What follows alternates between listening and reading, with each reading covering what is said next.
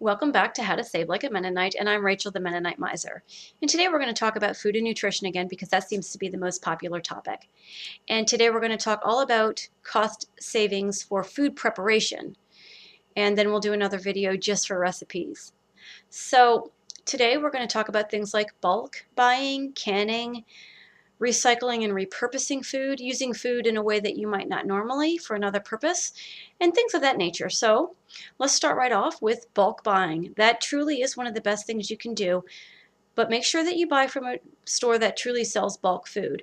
There are some small health food stores that buy in bulk, but it doesn't save you because they do it in such a smaller capacity. Go to a real bulk store, and also be careful about buying bulk online because the shipping costs can often cost more than the gas if you were to drive even to the closest one if it's significant ways away. So be careful about those things if you're going to buy bulk.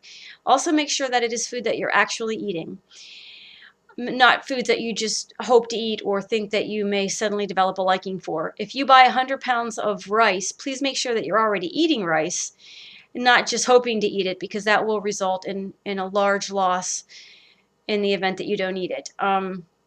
Same thing with stocking up. Make sure that you don't stock up on food. And this is something we're drawn into, the consumerism of feeling that even if we start to get low on something, we've got to rush out and buy more immediately. If you're down to your last 4 eggs, resist that pressure. Wait until you've actually eaten your last egg. And of course, there are some staples that you'll need to continue, but be wise about that. You don't want to just stock up for the sake of stocking up because you may not even want the item that you stocked up on. So also eat what you buy. And this can be a little bit hard in the same way that Thanksgiving, you're inundated with turkey for a long period of time. So if you buy a bag of garbanzo beans, for instance, and you cook up the whole lot, and they're sitting in the refrigerator and you get tired of them, try to eat them up or make them into something before opening up, the bag of navy beans. Try to use them up because then you'll have 2 things open and then they'll both rot. Try very hard to either make up exactly what you need or eat what you make because you don't want things rotting in your fridge. That just represents lost money. Canning can also be very helpful if again you actually consume the food that you can, and if you know how to do this and you have storage space for that. We moved into a house once and there was a lot of canned food down there. I guess they had good intentions of eating it, and then somewhere along their life they switched over to the more convenient foods that we all eat now. So there it was, and we were actually able to eat a lot of that canned food and it saved us. So canning can be good. Another thing, upfront costs of these machines. I know I've mentioned these before. I don't like the upfront costs, and there's several reasons why. First of all, it does take a long time to recoup.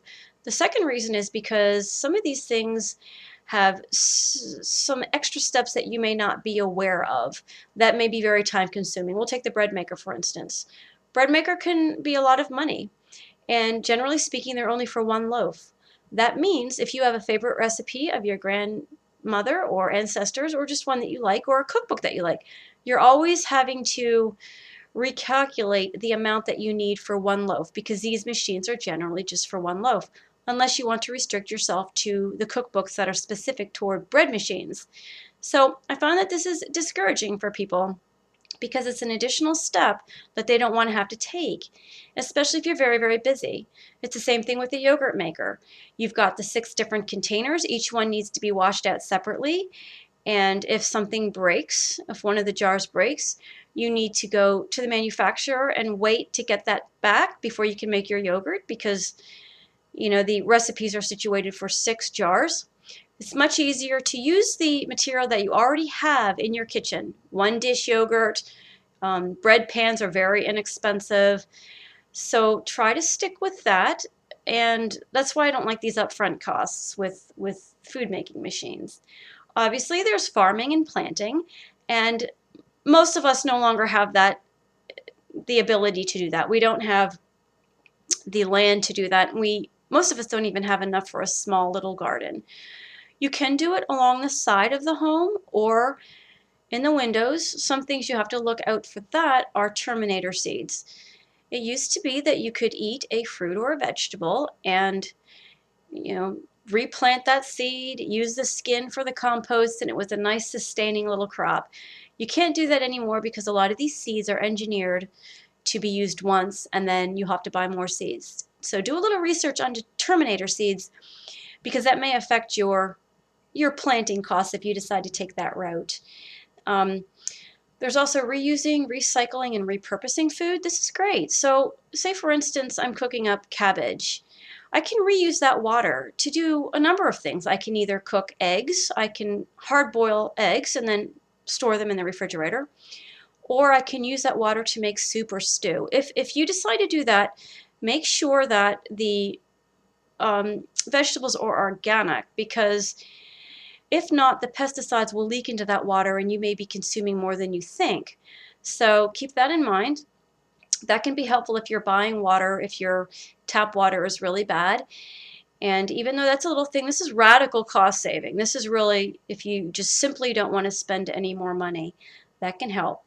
If you do decide to repurpose food in such a manner, make sure that what you've repurposed it into does not cost more than the thing that you're throwing out. For instance, if you are making lemonade and you've got the lemon rinds hanging around, you wouldn't want to make a lovely lemon zest cake unless there was a reason for it, a birthday party coming up or something, because that would entail a lot of cost. It's not just using up food so that you don't have to throw it out. It's a matter of saving money.